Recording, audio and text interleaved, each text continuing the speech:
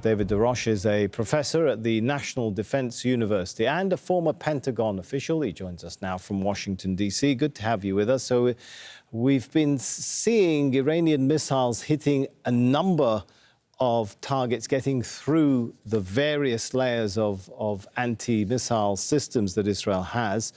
Is this down to the greater capabilities of some of the missiles they've been using of lately, like the Sijil and the Khorram Shahar, compared to missiles that were used in the first days?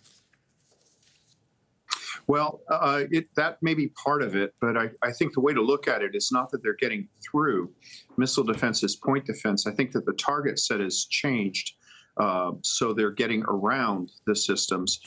The areas that are heavily defended are things like military command and control facilities, air defense positions, and retaliatory capabilities like air bases. And what it appears to me is that in recent days, as the Iranian volume of missiles fired has declined from like 40 missiles per salvo down to less than 10 per salvo, they have expanded the targeting area in order to avoid intercepts. So they're probably not having as much military effect, but they're obviously having a broader political effect. And if I can get to talk about the U.S. posture, what do you make of reports that the U.S. has deployed much of its hardware and personnel out of regional bases?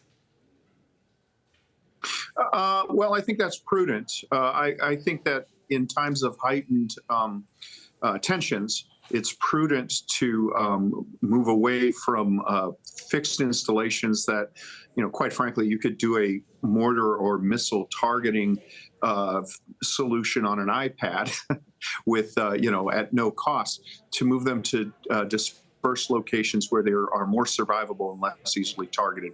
So, senior Iranian officials have threatened to target American forces in the region on multiple occasions.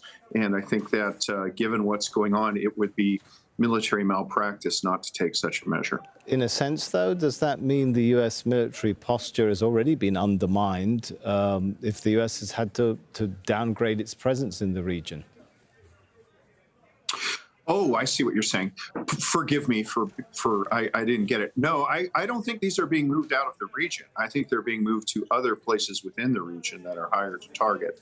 The U.S. is actually increasing the number of assets in the region and adjacent to the region, most notably aerial tankers that could be used in the event of a conflict. So I don't think that we're seeing assets being sent back to the United States. I think that they're going from visible, well-known, highly concentrated bases, which are cheaper to operate because you can centralize your maintenance and your personnel crews.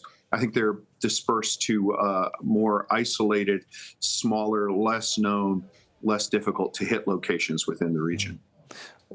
Should we read into the narrative we've been hearing that, Israeli strikes will eventually wear down the Iranian ability to fire missiles, and the fact that in the latest wave, just a few hours ago, Iranian officials said that they'd launched those, I think it was 23 missiles from 6 different locations? Mm-hmm. Yeah, well, 23 missiles is not really capable of overwhelming a modern air defense battery. So you'd want to fire, for example... But they got through, David, right? I mean, we're looking at pictures now. No, again, I'm sorry. Key difference. Air defense is point defense, not general defense. It's not a dome. That's salesmanship. So it got around, not through. So the targets are different than things like command and control headquarters or air bases. So what they're doing is the missiles seem to be aimed at relatively poorly defended or undefended assets that when the track is picked up, people look at it and say, right, we have a finite number of interceptors, and then they have a priority list, probably starting with their Air Force command and control, working the way down. The targets, the anticipated target, is usually of a lower priority militarily.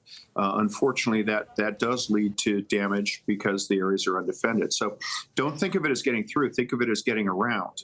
And when you look you have to conduct an assessment of the target. But so far, the targets that have been hit in Israel seem to be militarily insignificant.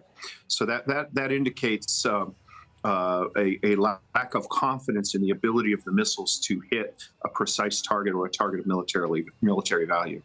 All right, we'll leave it there. Thank you very much, David DeRoche, a former Pentagon official. Thank you very much.